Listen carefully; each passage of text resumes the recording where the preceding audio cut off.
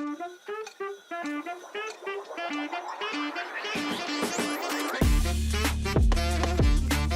ይስጥልኝ ክቡራንና ክቡራት ተከታታዮቻችን፣ ይህ ኢትዮምስ ነው። ኢትዮምስ በየሳምንቱ በዚህ ሰዓት የተለያዩ የግንባታና የቤት ስራ ሐሳቦችን የምንለዋወጥበት የቴሌቪዥን ፕሮግራማችን ነው። እንደምን ከርማችኋል? እኔ ኢንጂነር ሚኪያስ ነኝ። ዛሬ ለየት ባለ ሁኔታ የተለየ ሐሳብ ይዘን መጥተናል። ቤታችንን እንዴት ውድና ተፈላጊ ማድረግ እንችላለን በሚል የኢንተሪየር ዲዛይን ሐሳብ ይዘን ቀርበናል ማለት ነው። እዚህ ሐሳብ ላይ የተለያዩ 5 ዋና ዋና ነጥቦችን እያየን ቤታችንን እንዴት ተፈላጊ ውድና ውብ ማድረግ የምንችልበትን ሁኔታ እንነጋገራለን ማለት ነው። የኢንተሪየር ዲዛይን ሐሳቦች እንግዲህ በጣም ጥልቅና ብዙ ናቸው። ኮንስትራክሽን ግንባታ ላይ የቤት ውበት ላይ ብዙ ነገሮችን በየጊዜው እየቀየረ የመጣ የዲዛይን አይነት ነው ማለት ነው ኢንተሪየር ዲዛይን። ስለዚህ እዚህ ሐሳብ ላይ የምናነሳቸው ነጥቦች ዘመናዊውን የዲዛይንና የቤት ግንባታ ስራን በሀገራችን ላይ እንዴት ማላመድ እንችላለን የሚለውን ሐሳብ ለማስረጽ ያመጣነው ወይም ያነሳነው ሐሳብ ነው ማለት ነው የሚሆነው። ምክንያቱም በተለምዶ የተለያዩ የኢንተሪየር ዲዛይን ስራዎችን በተለያየ ቦታ በመኖሪያ ቤት፣ በንግድ ቦታ ወይም በቢሮ ውስጥ እንጠቀማለን። ነገር ግን ከምን ሐሳብ ተነስተን ነው ወይስ ወዴት ነው መቀየር ያለብን፣ ጊዜው ምንድን ነው የሚፈልገው የሚሉትን ሐሳቦች እንዴት በጥልቀት መመልከት እንችላለን፣ እንዴት በባለሙያ አይን ይታያል የሚሉት ነገሮች ለተመልካቾቻችን ይዘን ቀርበናል ማለት ነው። ስለዚህ እነዚህ 5 ነጥቦች ቤታችንን ዘመናዊ፣ እንደ ጊዜው ተፈላጊ እንዲሁም ደግሞ እንዴት ውድ ማድረግ እንችላለን ወይም ደግሞ የቤታችንን ዋጋ እንዴት መጨመር እንችላለን፣ የጊዜውን ፍላጎት እንዴት ማሟላት እንችላለን፣ የተጠቃሚዎቻችንን ኢንተረስት ወይም ፍላጎት በምን መንገድ ማሟላት እንችላለን የሚለውን ሐሳብ ለማሳየት ነው የፈለግነው ማለት ነው። የመጀመሪያው ነጥብ ቪዥዋል ኢንተረስትን ወይም ደግሞ የእይታ ፍላጎትን በምን መንገድ ሰፊና ውብ ማድረግ ይቻላል የሚለው ሐሳብ የመጀመሪያ ሐሳብ ነው ማለት ነው። የመጀመሪያው ቲፓችን የሚሆነው ይሄ ቪዥዋል ኢንተረስት ወይም ደግሞ የእይታ ፍላጎት የሚለው ነገር ነው ማለት ነው። ቤታችን ከመግቢያው ጀምሮ ከፊት ለፊት ከዋና በር ስንገባ ጀምሮ ሰፊ ኮሊደር፣ ሰፋፊ ግድግዳዎች አሊያም ደግሞ ንጹህ የሆነ ኮርነር መመልከት እና ውብ የሆነ እይታን ማግኘት የብዙዎቻችን ፍላጎት ነው ማለት ነው። ይህ የቤታችን ፍላጎት እይታን የሚጀምረው ከበሩ ከመግቢያው ስለሆነ የውስጡን ለመገመት የሚያስችለን የመግቢያው ውበት ነው ማለት ነው።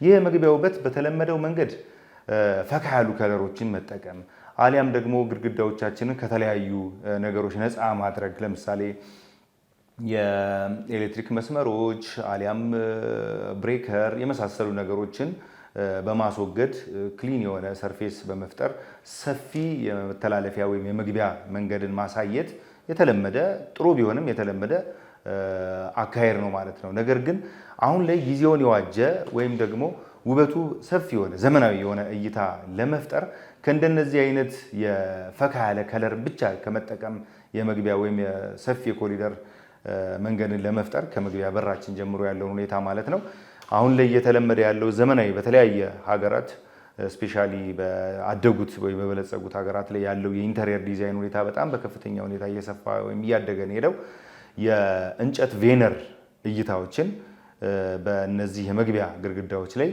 መፍጠር ከፍተኛ የሆነ ውበትን አሊያም ደግሞ ሰፊ እይታን የማይሰለች አይነት እይታን የመፍጠር ችሎታ አለው ማለት ነው። የመፍጠር አይነት ችሎታ አለው። ይህ የሚሆንበት ምክንያት ምንድነው? የእንጨት ቬነር የምንለው ሰፋፊ ግድግዳዎች ላይ አሊያም ደግሞ የመተላለፊያ ግድግዳዎች ላይ መተላለፊያ ኮሊደሮች ላይ በምናደርግበት ጊዜ ቅርጻቸውን መቀያየር እንችላለን። ፍላት ሰርፌስ ብቻ አይደለም የሚፈጠረው፣ የተለያዩ ቴክስቸሮችን ማሳየት የምንችልበት አይናችንን ሊይዙ የሚችሉ የአካባቢውን ውበት በጣም ሊያንጸባርቁ የሚችሉ እንዲሁም ደግሞ ውስጥ ከምንጠቀማቸው የፈርኒቸር ግብአቶች ጋር ወይም ደግሞ ከቤታችን የምንጠቀምባቸው መገልገያ መሳሪያዎች ጋር ያለውን ቅንጅት የበለጠ ሊያሳምሩ የሚችሉ በጣም ተፈጥሯዊ እይታን ሊያመጡ የሚችሉ ከተለያዩ የቀለም ግብአቶች ባለፈ ተፈጥሯዊ እይታን በቤታችን ውስጥ ማግኘት የምንችልበት መንገድ ስለሆነ እነዚህ ውድ ቬነር የምንላቸው ነገሮች የተሻለ ውበትና እይታን በቤታችን መግቢያ ላይ በማሳየት በምስሉ ላይ እንደምንመለከተው ከፍተኛ የሆነ ውበትን ለቤታችን ማላበስ ይችላሉ ማለት ነው። ከፍተኛ የሆነ ውበትን ለቤታችን ሲያላብሱ ማየት እንችላለን ማለት ነው። የተጠቃሚዎቹንም ኢንተረስት በከፍተኛ ሁኔታ ቤት ውስጥ የመጠቀም የመቆየት ሁኔታቸውን በሰፊው ሲያሳይ እናያለን ማለት ነው። በተለመደው መንገድ እንደነዚህ አይነት ስራዎችን በምንሰራበት ጊዜ የቤታችን ውድነት ወይም ኤክስፔንሲቭነት ለመጨመር በጣም ውድ የሆኑ ናቹራል የሆኑ ግብአቶችን እንጠቀማለን። እነዚህ ናቹራል የሆኑ ግብአቶች ቤቱን ውበት ቢጨምሩም ነገር ግን ዋጋቸው በጣም ከፍተኛ ነው። ዋጋቸው በጣም ከፍተኛ ስለሆነ ለተጠቃሚው ወይም ለሰሪው የበጀት መጨመር ሁኔታ ያሳያል ማለት ነው። ያንን ለመቀነስ ያን ውበት እንዳለ ሆኖ ነገር ግን የወጪውን ሁኔታ ደግሞ ለመቀነስ እነዚህ ፕሮዳክሽን ስራ ላይ ያንን እንዲመስሉ ለምሳሌ ግራናይት ኪችን ውስጥ በስፋት እንጠቀማለን። አሊያም ሳሎን ውስጥም ወለሉን በግራናይት እና ማርብል የመሳሰሉ ኤክስፔንሲቭ የሆኑ ውድ የሆኑ ማቴሪያሎች እንጠቀማለን። ግድግዳዎች ላይ የተወሰኑ ግድግዳዎችን የዚህ አይነት ውድ የድንጋይ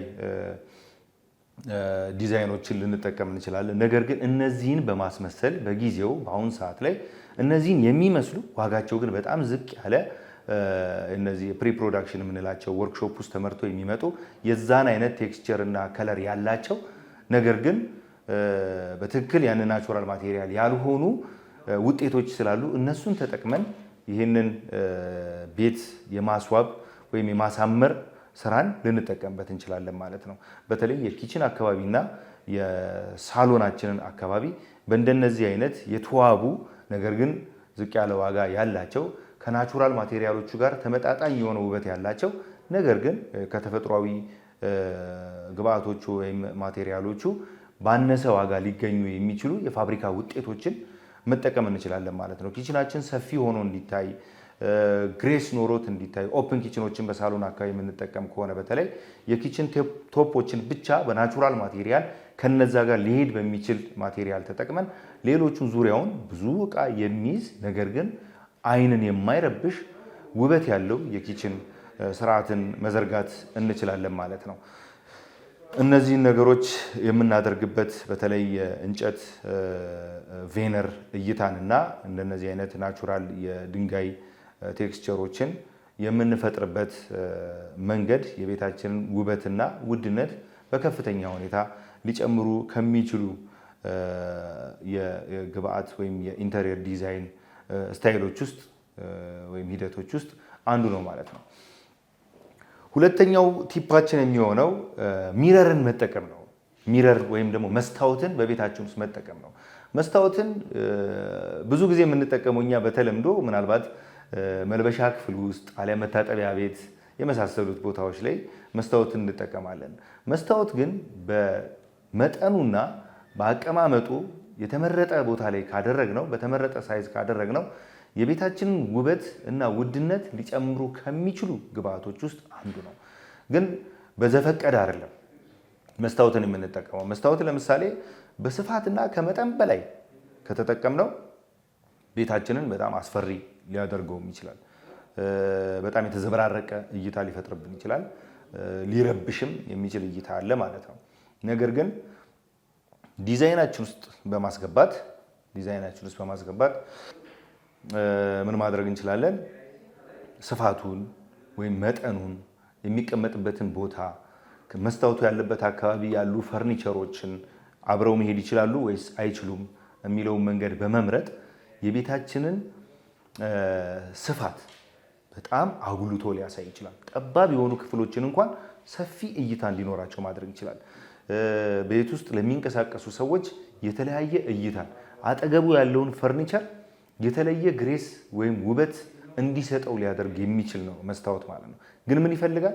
መስታወት አጠቃቀም፣ የቦታ አመራረጥ፣ የመስታወቱ መጠን፣ ቅርጽ የመሳሰሉት ነገሮች በጣም የታሰበባቸው በባለሙያ የተጠኑ መሆን ይኖርባቸዋል ማለት ነው። በምስሉ ላይ የምንመለከታቸው ክብ ቅርጽ ያላቸው ወይም አራት ማዕዘን ቅርጽ ያላቸው ከቤቱ ብርሃን ጋር ወደ ቤቱ ወይም ወደ ክፍሉ የሚገባውን ብርሃን በበቂ ሁኔታ ማሳየት የሚችል አንጸባርቆ ሌላውን ክፍል ሊረብሽ የማይችል እይታን የሚፈጥሩ የመስታወት ቅርጾችና የመስታወት አይነቶችን ብንጠቀም የቤታችንን ውበት አጉልተው ከሚያሳዩና በጣም ዘመናዊ የሆነ እይታን ከሚፈጥሩ ነገሮች ውስጥ አንዱ ነው ማለት ነው የመስታወት።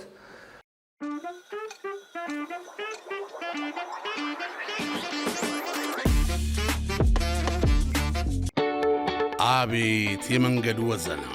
የቦሌ መገናኛ ጎዳና አሽከርካሪ በምቾት ይናኛል፣ ተሳፋሪ ግራና ቀኙን ይቃኛል። በዘመናዊ ጎዳና ሌላው አዲስ ነገር ፈጣን የኤሌክትሪክ መኪኖች ቻርጀር። ኢትዮ ቴሌኮም ለኤሌክትሪክ ተሽከርካሪዎች እጅግ ፈጣን የባትሪ መሙያ ገንብቶ ወደ ሥራ አስገብተዋል። ፈጣን የኤሌክትሪክ ቻርጀሩ በስማርትና ሰው ሰራሽ አስተውሎት በተደገፈ ቴክኖሎጂ ላይ ተመስርቶ የኤሌክትሪክ መኪና ቻርጀሮቹ እንደ ተሽከርካሪው ሞዴልና የባትሪ ሁኔታ ለይቶ በሰከንድ 1 ኪሎ ሜትር የሚያስኬዳቸውን የኤሌክትሪክ ኃይል በፍጥነት ይሞላል። በአንድ ጊዜ 32 ተሽከርካሪዎችን ቻርጅ ማድረግ ያስችላል። ቻርጅ ማድረጊያ ጣቢያው ሳምንቱ ሙሉ በቀን 24 ሰዓት ያገለግላል። ዋጋው ለ1 ኪሎዋት 10 ብር ብቻ። ክፍያውን በቴሌብር ሱፐር አፕ በቀላሉ መፈጸም ይቻላል። አዳዲስ ዕድሎችን በማቅረብ ሁሌም ለሀገርና ለወገን ቀዳሚ የመፍትሄ ተገን ኢትዮ ቴሌኮም።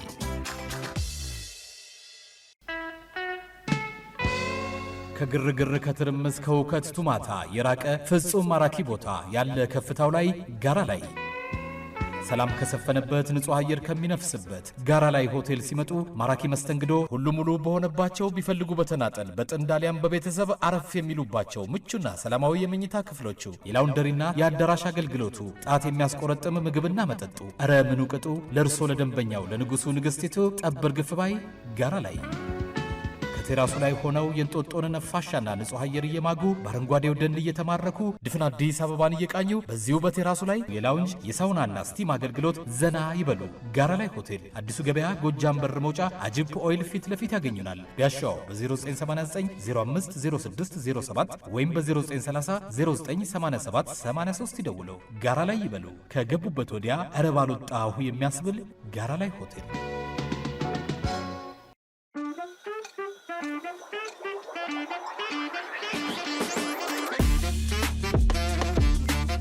ሌላው ሶስተኛው ቲፓችን ቀለም ነው። የቀለም አመራረጥ ነው። የቤታችን ቀለም አመራረጥ ነው። የቀለም አመራረጥን በሌላ ፕሮግራም ላይ በሰፊው ለብቻው ቀለም ምን ማለት ነው የሚለውን በሰፊው እናወራበታለን። እዚህ ጋር ግን ከቤት ውበትና ከቤት ውድነት አንጻር የቤታችን ውበት ሊያውሉ ከሚችሉ ነገሮች ውስጥ ዋናው የፊኒሺንግ ስራ ቀለም ስለሆነ ቀለምን በምን መንገድ መጠቀም እንችላለን የሚለውን ሁኔታ መመልከት እንችላለን ማለት ነው። ቀለም ስንል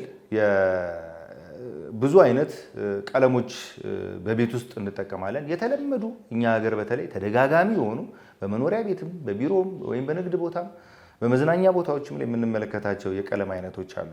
ነገር ግን ቀለም ስንመርጥ መመልከት የሚገባን የቤታችንን አቀማመጥ፣ የቤታችን የብርሃን መጠን፣ የክፍሉን የብርሃን መጠን እንዲሁም ደግሞ የቤቱን ግልጋሎት በምን አይነት ግልጋሎት ላይ የሚውል ክፍል ነው። ለምሳሌ የመኝታ ቤት ነው ወይስ ሳሎን ነው ወይም ኪችን ነው? ምን ያህል የብርሃን መጠን አለ በክፍል ውስጥ? የሰዎቹ ፍላጎት ውስጥ የተጠቃሚዎቹ ፍላጎት ምንድን ነው? ምን አይነት ሙድ ወይም ደግሞ ስሜት መፍጠር እንፈልጋለን የሚሉትን ነገሮች መመልከት ይኖርብናል ማለት ነው። ብዙውን ጊዜ የምንመርጣቸው ቀለሞች ቅድም በተለይ ሰፋፊ ግድግዳዎች ላይ እና ኮሊደሮች ላይ የቬነር ውድን ቬነር ወይም የእንጨት ቬነሮችን እና ቴክስቸሮችን እንፈጥራለን ብለናል። እነዚህን ካልን የምንመርጠው ቀለም ከነዚህ የውድ ቬነር ከለሮች ጋር ወይም የእንጨት ቬነር ከለሮች ወይም ቀለሞች ጋር ያለውን ቁርኝት በደንብ መመልከት ይኖርብናል ማለት ነው። የክፍሉን ሁኔታም በደንብ እናጠናለን ብለናል። የምንጠቀመው ፈርኒቸር እንዲሁም ደግሞ የወለሉ ወይም የምንጣፉ ቀለም የግድግዳ ብቻ ሳይሆን የመጋረጃዎቻችን ከለርስ ምን አይነት ነው? ቤት ውስጥ ያለው ናቹራል ወይም የተፈጥሮ ብርሃን ብቻ ሳይሆን እንዲሁም ደግሞ የምንጠቀማቸው መብራቶች፣ አሁን ላይ በጣም ብዙ አይነት መብራቶችን በፊኒሺንግ ውስጥ እንጠቀማለን ማለት ነው። ኤልኢዲ መብራቶች አሉ፣ ስፖት ላይቶች አሉ፣ እንዲሁም ደግሞ ዋና ዋና የፔንዳንት ተንጠልጣይ መብራቶች አሉ። ስለዚህ ከነዚህ መብራቶች ጋር የግድግዳችን ቀለም የተዋሃደ አብሮ የሚሄድ መሆን መቻል አለበት። እንዲሁም ደግሞ የማይሰለች ቀለም መሆን መቻል አለበት። አንዳንድ እነዚህ መሰረታዊ የምንላቸው የቀለም አይነቶች በተደጋጋሚ በምናይበት ጊዜ መሰልቸትን ሊያመጡ ይችላሉ። አሊያም ይሄ የማንጸባረቅ ወይም ደግሞ ጨለማ የማድረግ ሁኔታዎችን ሊፈጥሩ ስለሚችሉ የኛን የክፍል ሁኔታ፣ የብርሃን መጠን የመሳሰሉትን ነገሮች ተመልክተን የመብራታችንን አይነት፣ የፈርኒቾቻችንን ቀለም ተመልክተን በዛ አይነት ኒውትራል የሚባሉ የቀለም አይነቶች ደብዛዛ ነገር ግን በጣም ስሜትን የሚገዙ አይነት የቀለም ሁኔታዎችን መምረጥ ለክፍላችን ወይም ለቤታችን ውበት ከፍተኛውን አስተዋጽኦ የሚያደርጉና የሚሰጡ መሆናቸውን መገንዘብ ይኖርብናል ማለት ነው። ስለዚህ የቀለም አይነት ወይም የቀለም አመራረጥ በሰፊው በሚቀጥለው ሳምንት ፕሮግራማችን ላይ እንወያይበታለን ብያለሁኝ። ያንን ከማድረጋችን በፊት ግን ከዚህ ጋር በተቆራኘ መንገድ ከቤት ውበት ጋር ወይም ከቤት ውድነትና ተፈላጊነት ጋር በጣም ትልቅ አስተዋጽኦ ያለው ስለሆነ ያንን መመልከትና በትኩረት መምረጥ ይኖርብናል ማለት ነው። አራተኛው የቤታችን ውበትና ውድነት የምንጠብቅበት አሊያም ዘመናዊ የምናደርግበት መንገድ መብራት አጠቃቀም ነው።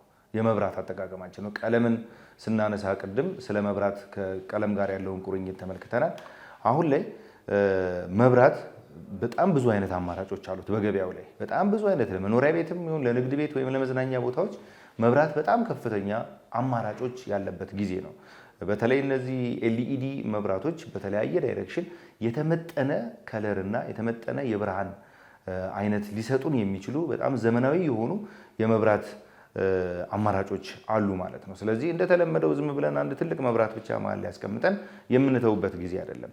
የቤቱን ወይም የግድግዳውን፣ የቀለሙን፣ የሌሎች የፈርኒቸሮቻችንን ውበት አጉልተው ሊያሳዩ የሚችሉ የተለያዩ አይነት የብርሃን አይነቶች አሉ ማለት ነው። ስለዚህ እነዚህን የብርሃን አይነቶች ወይም የመብራት አይነቶች ስንጠቀም በዲዛይናችን ውስጥ እንዴት ነው ኢንተግሬት ማድረግ ያለብን የሚለውን ሀሳብ በጣም በትኩረት በዲዛይን ውስጥ ማየትና መመልከት ይኖርብናል ማለት ነው። ይህን ስንል መብራት የቤት ውስጥ የሚፈጥረው የእይታ ሁኔታ ወይም ደግሞ ብርሃን ማሳየትን ብቻ ሳይሆን ከለሮችንም ያመጣል። ያ ከለር የመጀመሪያ የመረጥነውን የቀለም አይነት የሚረብሽ ወይም የሚያጠፋ መሆን መቻል የለበትም። ፋንክሽናል የምንላቸው እነዚህ ፐርፐሲቭ የምንላቸው የመብራት አይነቶች አሉ። ለምሳሌ ለማንበቢያ የማንበቢያ ጠረጴዛ ላይ፣ የመመገቢያ ቦታ ላይ የብርሃን ሁኔታው የመመገብ ፍላጎትን የሚጨምሩ የማይረብሹ፣ እንዲሁም ደግሞ የሳሎን ቦታችን ላይ የመዝናኛ ቦታችን ላይ ከሚኖረው የቴሌቪዥን ወይም የተለያዩ ስክሪን ሁኔታዎችን የማይረብሽ የማያንጸባርቅ ያንን እንዲጠፋ የማያደርግ መሆን መቻል አለበት። ስለዚህ እነዚህ ፐርፐሲቭ የምንላቸው የመብራት አይነቶች መጠቀም ስለምንችል በተለያዩ የቤታችን ኮርነሮች ላይ ለምሳሌ በሲሊንጋችንና በግድግዳችን ጠርዝ ላይ ሊሆን ይችላል። የተለያዩ የቦርድ ጌጣጌጦች ካሉ እዛ መካከል ላይ ሊሆኑ ይችላሉ። ተንጠልጣይ መብራቶች ሊኖሩ ይችላሉ። በተለይ ፐርፐሲቭ የምንላቸው ወደ መጠቀሚያ ቦታችን የቀረቡም ሊሆኑ ይችላሉ፣ የራቁም ሊሆኑ ይችላሉ። ስለዚህ እነዚህም መብራቶች በምንጠቀምበት ጊዜ መጠናቸው ወይም አይነታቸው ከቤቱ የፈርኒቸር፣ የቀለም፣ የምንጣፍ እንዲሁም ደግሞ የመጋረጃ ስብጥር ጋር አብሮ ሊሄድ የሚችል ዘመናዊ የሆነ የመብራት አጠቃቀምን መምረጥ ይኖርብናል ማለት ነው። ዲዛይናችን ላይ ኢንተሪየር ዲዛይናችን ላይ የመብራት ምርጫችን ስፖትላይት እዛ ሌላ ቦታ ላይ ስለተጠቀምን እዚህም ጋር እንጠቀማለን ማለት ፋሽን ሳይሆን የፍላጎትና የውበት አይነትን ተመልክተን የምንመርጠው መሆን መቻል አለበት ማለት ነው። ስለዚህ መብራት ጊዜው ጥሩ ነው፣ ብዙ አማራጮች አሉ። የዲዛይኑ የእይታና የቤቱ ፍላጎት ሁኔታ ነው ማለት ነው የሚወስነው። ስለዚህ እነዚህ በተለይ ፐርፐሲቭ የምንላቸው የመብራት አይነቶችን ተጠቅመን ቤታችንን በጣም የጎላ ውበት ያለው ቤት ማድረግ እንችላለን ማለት ነው። የየክፍሎቻችን ሁኔታ እዚህ ጋር ማማከል እንዳለብን መርሳት የለብንም። ሳሎን፣ ኪችን፣ መኝታ ቤት አሊያም ማረፊያ ክፍል የመሳሰሉትን ሁኔታ ስንል ክፍሉ የሚሰጠው ጥቅምና አገልግሎት ከሚኖረው የመብራት ሁኔታና የብርሃን አይነት ጋር የተጣጣመ መሆን እንዳለበት መገንዘብ ይኖርብናል ማለት ነው። የመጨረሻውና በጣም ብዙ ያልተለመደው እኛ ጋር የሌለው የቤታችንን ማስዋቢያ ወይም ውድ የማድረጊያ ሁኔታ ፐርሰናላይዝ ማድረግ፣ ግላዊ ክፍሎችን በቤታችን ውስጥ መፍጠር። በተለይ በመኖሪያ ቤት ውስጥ አዳዲስ ባለትዳሮች አዲስ ቤት ውስጥ ሊገቡ ይችላሉ። ወጣት ባለትዳሮች ሊኖሩ ይችላሉ። እንዲሁም ደግሞ የተለያየ የቤተሰብ መጠንና ቁጥር ያለው መኖሪያ ቤት ሊሆን ይችላል ማለት ነው። በዚህ ጊዜ ቤተሰቡ ለብቻው ጊዜ ማሳለፍ የሚፈልግበት አሊያም ከቤተሰብ ውስጥ ያሉ ሰዎች ለብቻቸው ጊዜ ሊያሳልፉበት የሚፈልጉ ፐርሰናላይዝ የሚደረጉ ክፍሎች ወይም ግላዊ ክፍሎችን መፍጠር እኛ ጋር ብዙም አልተለመደም። የጋራ ክፍሎችን እናበዛለን። ነገር ግን እንደነዚህ አይነት ሁኔታዎች እንደነዚህ አይነት ክፍሎች የቤታችንን ውድነትና ውበት ሊጨምሩ የሚችሉ መሆናቸውን ማሰብ መቻል አለብን። የመጨረሻዋ ነጥብ እቺ ነች። ይህ ክፍል በዛ ክፍል ውስጥ የሚጠቀሙ የቤቱ ባለቤቶች ምንድን ነው መስራት የሚፈልጉት? እዛ ክፍል ውስጥ ስራ ሊሆን ይችላል፣ ጥናት ሊሆን ይችላል፣ ንባብ ሊሆን ይችላል፣ ወይም ደግሞ የመዝናኛ ሙቪዎችን የሚመለከቱበት ክፍል ሊሆን ይችላል፣ የመወያያና ሚስጥር የመነጋገሪያ ክፍል ሊሆን ይችላል። እነዚህ ክፍሎች መግቢያና መውጫቸው እንኳን ከቤቱ ዲዛይን ውስጥ ኢንተግሬት የተደረገ ወይም የተቀናጀ በር የማይመስል ነገር ግን ሰዎችን ግላዊነት ጊዜ የሚጠብቅ ተደርገው ሊሰሩ ይችላሉ። ብዙ ጊዜ በውጭ ዓለም የተለመዱ ናቸው። እኛ ጋር ግን የግል ክፍሎች ብዙም አልተለመዱም። ጥናትን በምናጠናበት ጊዜ፣ በምናነብበት ጊዜ፣ የተለያዩ ስራዎችን በምንሰራበት ጊዜ፣ ለብቻችን መሆን በምንፈልግበት ጊዜ የምንጠቀምባቸው ብዙ ሰው የማይረብሸን ክፍል መፍጠር የቤታችንን ዘመናዊነት ወይም ውድነት ሊጨምር የሚችሉ ሀሳቦች ውስጥ አንዱ ነው ማለት ነው። ስለዚህ እነዚህን 5 ዋና ዋና ነጥቦች ተጠቅመን የቤታችንን ኢንተሪየር ዲዛይን በጣም ተፈላጊ፣ ውድ እንዲሁም ደግሞ ዘመናዊ ማድረግ እንችላለን ማለት ነው። እነዚህ ነጥቦች ሁላችሁም እንደወደዳችኋቸው ተስፋ አደርጋለሁ። የዛሬው ፕሮግራማችን ይህንን ይመስላል። አብራችሁን ስለቆያችሁ እናመሰግናለን። ቀጣይ የኢትዮ ሆምስ ፕሮግራሞች ይቀጥላሉ። እኛ እዚህ ጋር እንጨርሳለን ማለት ነው። በሌላ ተመሳሳይ ሀሳብ በሚቀጥለው ፕሮግራም እንገናኛለን። ሰላም ሁኑ።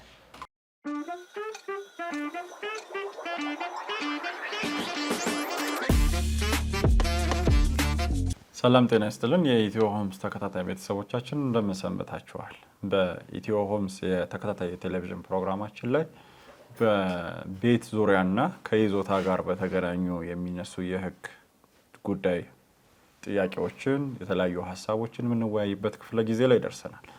ለዛሬ በሚኖረን ክፍለ ጊዜ የምንነጋገርበት ብዙዎች በተደጋጋሚ ሀሳቡ ግልጽ ቢደረግ በዚህ ጉዳይ ላይ የሕግ ትንታኔውና የሕጉ ሀሳብ ምን ይመስላል የሚሉ ጉዳዮችን መነሻ መሰረት በማድረግ ሀሳብ ብትሰጡበት፣ ፕሮግራም ብትሰጡበት በማለት የተነሳ ሀሳብ ነው። የዚህ ውይይታችን ወይም ደግሞ በዛሬው ዕለት የምናደርገው ውይይታችን መሰረታዊ ሀሳቡ ሁከት ይወገድልኝ ተብሎ የሚጠየቅ ጥያቄ ምን ማለት ነው የሚለውን በመነሻ በማድረግ እንነጋገራለን። ከቃሉ መሰረታዊ ሀሳብ እንደምንረዳው ሁከት ማለት አንድ ሰው እያደረገ ባለው ወይ ደግሞ እየተጠቀመ ባለው ንብረት ላይ ሌላ ሁለተኛ ወይም ደግሞ ሶስተኛ ወገን ጣልቃ ገብቶ እየተጠቀመ ባለውበት መብቱ እንዳይጠቀም የሚከለክልበት ወይም ደግሞ የሚገድብበት ሂደት ነው። ይዞታን መሰረት ባደረገ ወይም ደግሞ ንብረትንም ቢሆን መሰረት ባደረገ ሁከት ይወገድልኝ ተብሎ ጥያቄ ከመቅረቡ በፊት ይዞታ ራሱ ምን ማለት ነው? አንድ ሰው የሆነ ንብረት ይዞታዬ ነው፣ ይሄ ነገር የኔ ንብረት ነው ብሎ የሚያነሳው ምንም መሰረት በማድረግ ነው የሚለውን ስንረዳ በኢትዮጵያ የፍትሐ ብሔር ሕጋችን ላይ በ1952 ዓ.ም ጸድቆ አሁንም ድረስ በስራ ላይ ባለው የፍትሐ ብሔር ሕግ ቁጥር አንቀጽ 1140 ላይ እንዲህ የሚለውን ቃል እናገኛለን። ይዞታ ማለት አንድ ሰው አንድን ነገር በእጁ አድርጎ በእውነት የሚያዝበት ሆኖ ሲገኝ ነው በማለት ያመለክተናል። ይህንንም ለማለት አንድ ሰው ይሄ ነገር ይዞታዬ ነው ለማለት ያንን ነገር ይዞት በእጁ አድርጎ ተቆጣጥሮት እየጠበቀው እየተንከባከበው የሚያስተዳድረውንና መብቱን የሚጠቀምበት የሆነበት ንብረት ይዞታው ተብሎ ይወሰዳል። ስለዚህ ይዞታዬ ላይ ሁከት ተፈጥሮብኛል ብሎ የሚጠይቅ ሰው በዋነኝነት በፍትሐ ብሔር ሕጉ 1140 ላይ በግልጽ እንደተመለከተው በእውነት በእጁ አድርጎ የሚያዝበት ንብረት የነበረ መሆኑን ማስረዳት ይኖርበታል። ሌላኛው ብዙ ጊዜ በተግባር ማያጋጥመውና በስራ ሂደት ወይም ደግሞ በነባራዊ ህይወት ውስጥ እንቅፋት የሚሆነው ጉዳይ ያ ግለሰብ ያንን ንብረት በራሱ የማያዝበት፣ ራሱ የማያስተዳድረው፣ ራሱ የማይጠብቀውስ ሆኖ ቢገኝ፣ ለምሳሌ ሙሉ ግቢውን ለሌላ ሰው አከራይቶ ያለ ሰው ቢሆን ወይም ደግሞ በአደራ ያንን ንብረት ጠብቅልኝ ብሎ ከከተማ ውጪ በመሆንም ይሁን ከተማ ውስጥ ካለ ርቀት አንፃር መነሻነት በራሱ የሚጠብቀው ሳይሆን ቢገኝ እውነት በህጉ 1140 ላይ በግልጽ እንደተመለከተው በእጁ በእውነት አድርጎ የሚያዝበት ሆኖ ሲገኝ ነው የሚለውን ስለማያሟላ ያ ግለሰብ ከመሬት ተነስቶ ሁከት ይወገድልኝ ብለህ መጠየቅ አትችልም ያስብለዋል ወይ የሚለው ጥያቄ ብዙዎች ላይ የሚነሳ ሐሳብ ነው። ይህንን በተመለከተ ራሱ የፍትሐ ብሔር ህጋችን በ1952 ዓ.ም የወጣው የፍትሐ ብሔር ህጋችን በቁጥር 1141 ላይ ያንን ንብረት ግለሰቡ በጠባቂ ወይም ደግሞ በአደራ በባለ አደራ ሰው ሊያስጠብቀው የሚችለው ንብረት እስከሆነ ድረስ ንብረቱ የሱ ነው ተብሎ ግምት ይወሰዳል። ይዞታን በተመለከተ ከዚህ በፊት በነበሩ በርካታ ፕሮግራማችን ላይ ሐሳቡን በተለያየ መልኩ ለማንሳትና ለመዳሰስ እንደሞከር ነው አንድ ሰው አንድ ይዞታ ቤትም ይሁን መሬት የሱ ስለመሆኑ ሊያስረዱ የሚችሉለት በህግ ማረጋገጫ ተደርገው የሚሰጡ ህጋዊ ማረጋገጫ ወረቀቶች ሊኖሩት ይገባል እንጂ እንዲሁ በደፈናው የመንግስት ይዞታን የሆነን ይዞታ ለሊት ላይ ተነስቶ አንድ ሰው አጥሮ ስለያዘ ወይም ደግሞ ያንን ቦታ ቁጭ ብሎ እሱ እየጠበቀ ስላለ ይዞታው የኔ ነው በዚህ ላይ ሁከት ተፈጥሮብኛል ብሎ ክስ ሊያቀርብ አይችልም። ስለዚህ በህግ አግባብ የተገኘ መብት ላይ የሚመሰረት መሆን መቻል አለበት። እዚህ ላይ የሚነሳው ጥያቄና ሰፋ ያለ ውይይት የምናደርግበት ነጥብ ሁከት በእነማንና በምን አይነት መልኩ ሊፈጠር ይችላል የሚለውን ሐሳብ ነው። ሁከትን በተመለከተ ብዙውን ጊዜ በፍርድ ቤት ዘንድም ሆነ በህግ አግባብ የሚፈጸመው በርካታው ከተለያዩ አካላትና ግለሰቦች የሆነ ግን በዋነኝነት በአራት ጠቅለለን ማየት እንችላለን። የመጀመሪያው ከግለሰብ የሚፈጠር ሁከት ነው። አንድ ሰው በሚያዝበት በላቡ በጥሪቱ በገዛው ባፈራው ንብረቱ ሌላ ግለሰብ መጥቶ በዛ ይዞታም ሆነ በዛ ቤቱ ላይ እንዳይጠቀም እንደ መብቱ ያንን ንብረቱ ላይ ያለውን መብት እንዳይጠቀም እንቅፋት የሚሆንበት ከሆነ ያ ሁከት በግለሰብ የተፈጠረ ሁከት ነው ብሎ መውሰድ ይቻላል። ብዙውን ጊዜ በግለሰቦች የሚፈጠር ሁከት በመኖሪያ ቤትና በይዞታ ላይ የሚፈጠርበት ሁኔታ በተለይ የካርታ ወይም ደግሞ የይዞታ ማረጋገጫ በማውጣት ሂደት ላይ ድንበር ላይ በሚፈጠሩ አለመግባባቶች ወይም ደግሞ የይዞታው ድንበር እስከየት ድረስ ነው በሚለው ጉዳይ ላይ በሚፈጠሩ አለመግባባቶች የሚፈጠሩ ሁከቶች ናቸው። በተለይ በከተማችን አሁን በመንግስት ደረጃ እየተፈጠረ ባለው በአርሶ አደሮች የመብት ፈጠራ ሂደት ላይ ሁሉም ሰው የይዞታውን ድንበር በአግባቡ ለይቶ ካለማወቁ ካለመረዳቱም አንዳንድ ሰውም ደግሞ ሆነ ብሎ ያ ግለሰብ በይዞታው እንዳይጠቀምበት እንቅፋት ለመፍጠር ሲል የሌላን ሰው ይዞታ ይሄ ይዞታ የኔ ነው ልኬት አይከናወንም ይሄ መሬት የአባቴ አያቴ በውርስ ያገኘሁት ነው የሚሉ ክርክሮች ይቀርባሉ። ይህንን በተመለከተ ያ ባለ ይዞታ ሁከት ተፈጠረብኝ የሚል ሰው ያ ነገር የሱ ስለመሆኑ በምን አግባብና እንዴት ባለ መንገድ በዛ ይዞታ ላይ ባለ መብት እንደሆነ በማረጋገጥ መብቱን መጠየቅ ይችላል። ስለዚህ በግለሰቦች ሁከት ሊፈጠር ይችላል። ሌላኛው በማህበራት ሁከት ሊፈጠር ይችላል። ይህ የማህበራት ሁከት ብዙውን ጊዜ የሚስተዋለው በጋራ መኖሪያ ቤቶችና በሪል ስቴቶች በኩል ይፈጠራል። በኢፌድሪ መንግስት በወጣው የጋራ ህንፃ አስተዳደር አዋጅ ላይ በግልጽ እንደተመለከተው የጋራ መኖሪያ ቤቶች የሚተዳደሩት ወይም ደግሞ የሚገዙት በራሳቸው በስምምነት በሚያቋቁሟቸው የማህበራት አቋቋሟቸው ባሏቸው ስራ አስኪያጅም ሊሆን ይችላል ኮሚቴዎች አማካኝነት በራሳቸው በሚያወጧቸው ውስጠ ደንቦች ህግን መሰረት ባደረጉ ውስጠ ደንቦች እነሱን መነሻ አድርጎ እንደሚተዳደሩ ህጉ በግልጽ ያስቀምጣል። ይህንን በተመለከተ ሁከቱ እንዴት ባለ ሁኔታ ይፈጠራል ሲባል ብዙውን ጊዜ በዚህ በኮሚቴነት ወይም ደግሞ በአስተባባሪነት በሚመረጡ ግለሰቦች ላይ የሚስተዋለው ክፍተት በአንድ ቡድን ውስጥ በመካተት ወይም ደግሞ በአንድ ሀሳብ ውስጥ በመካተት የሌላን ሰው ግለሰብ መብትና ጥቅምን ሊጎዳ በሚችል አይነት ሁኔታ ከተሰጣቸው ኃላፊነት አልፈው የሚያከናውኗቸው ማናቸውም ህጋዊም የሆኑ ህገወጥ ሊባሉ የሚችሉ ተግባራቶች የአንድን ግለሰብ ባለው ይዞታው ባለው ንብረቱ ላይ የመጠቀም መብቱን የሚከለክለው ከሆነ ያ ሁከት ተብሎ ሊጠራ ይችላል። በቅርብ ጊዜ በፍርድ ቤት ከገጠመው ሁከት ይወገድ ክርክር ጉዳይ ላይ በአንድ ሪል ስቴት ላይ በጋራ በመረጧቸው ኮሚቴዎች አማካኝነት የመንገድ ስራ ኮሚቴው በሚያከናውንበት ወቅት ግለሰቧ ወይ ደግሞ ሁከት ተፈጠረብልኝ ብለው ወደ ፍርድ ቤት ክስ የመጡት ግለሰብ በቤታቸው ላይ መጠቀም በማይችሉበት ሁኔታ ወይም ደግሞ እየተሰራ ያለው መንገድ ለአካባቢው ልማት ቢሆንም እሳቸው በቤታቸው ላይ መጠቀም በማይችሉበት ሁኔታ መውጫና መግቢያቸውን ሊዘጋ በሚችል አይነት ሁኔታ እየተሰራ ያለውን ግንባታ ይህ እየተከናወነ ያለው ግንባታ በቤቴ በንብረቴ እንዳልጠቀም እንቅፋት እየፈጠረብኝ ስለሆነ ሁሉም ኮሚቴዎች ደግሞ በህዝቡ እስከተመረጡ ድረስ ኃላፊነት ያለባቸው በመሆኑ ይህንን ሁከት ሊያስወግዱ ይገባል በማለት ክስ ይቀርባል። የዚህ አይነት ጉዳዮች ብዙውን ጊዜ በኮሚቴነት ወይም ደግሞ ስራ አስፈጻሚ ሆነ በሚመረጡ ግለሰቦች አማካኝነት በሚሰጧቸው ውሳኔዎች የአንድን ግለሰብ በንብረቱ በይዞታው የመጠቀም መብቱን እንቅፋት የሚፈጥር ከሆነ ክልከላ የሚፈጥር ከሆነ ሁከት ተፈጥሯል ብሎ ፍርድ ቤት በሰነድና በማስረጃ አረጋግጦ ውሳኔ ሊሰጥ የተፈጠረውም ሁከት እንዲቋረጥ ሊያደርግ ይችላል። ሶስተኛው በአስተዳደር ተቋም ነው። ብዙውን ጊዜ ፍርድ ቤቶች ላይ በተለይ በልደታ የፌዴራል የመጀመሪያ ደረጃ ፍርድ ቤት ሁከት ምድብ ችሎቶች ላይ የሚቀርቡት በአስተዳደር ተቋም ጭምር የሚፈጠሩ ሁከቶች ናቸው።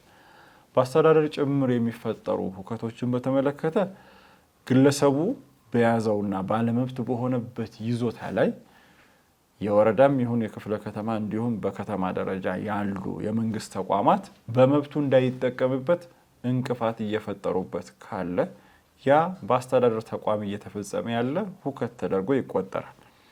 በአስተዳደር ተቋማት የሚፈጠሩ ሁከቶች መሰረታዊ መነሻቸው የሚሆነው ልማትን መሰረት በማድረግ ነው። በበርካታ ልማትን ተኮር በሆኑ አዋጆች ላይ በግልጽ እንደተመለከተው ለልማት ተነሺ ለሚሆኑ ሰዎች በህግ አግባብ ሊከፈል የሚገባ ካሳና ምትክ ቦታ መከፈል አለበት። ይህንን ሳያሟላ የአንድን ሰው ግለሰብ መብት የሚጥስ ወይም ደግሞ በይዞታው የመጠቀምና በይዞታው መብቱን እንደፈለገ የመስራትና መብቱን የሚገድብ ማንኛውም አይነት ውሳኔ ከህግ ውጪ በመሆኑ የተደረገው ድርጊት የሁከት ይወገድልኝ ጥያቄን የሚያስነሳ ይሆናል። ብዙውን ጊዜ በአስተዳደር ተቋማት የሚሰጡ ወይ ደግሞ የሚፈጠሩ ሁከቶች ብዙውን ጊዜ ወደ ፍርድ ቤት ክስ ሲቀርብ አስቸጋሪ የሚሆነው ነገር በቃል የሚሰጡ ማስጠንቀቂያዎችና የተለያዩ ግንባታዎችን የሚሆን የተለያዩ ስራዎችን አቆሙ፣ ይህንን አፈርሱ የሚሉ ሆነው ይገኛሉ። እነዚህ ነገሮች በተመለከተ ብዙ ጊዜ ወደ ክስ ሲቀርብ የሚፈጠረው ትልቁ ክፍተት በጽሁፍ የተሰጠ ማስጠንቀቂያ ስለሌለ፣ በጽሁፍ የተሰጠ መብት ማቋረጥ ስለሌለ ብዙውን ጊዜ ክህደት ሲፈጸም ወይም ደግሞ የዚህን አይነት ሁከት አልፈጸምንም የሚል ክርክር ሲቀርብ ለማስረዳት ነገሩን አስቸጋሪ ያደርገዋል። ነገር ግን አንድ ግለሰብ በማንኛውም አስተዳደር ተቋም ሁከት ተፈጥሮብኛል ብሎ ወደ ክስ ሲሄድ የተፈጠረበትን ሁከት በግልጽ የማስረዳት ግዴታ ይኖርበታል።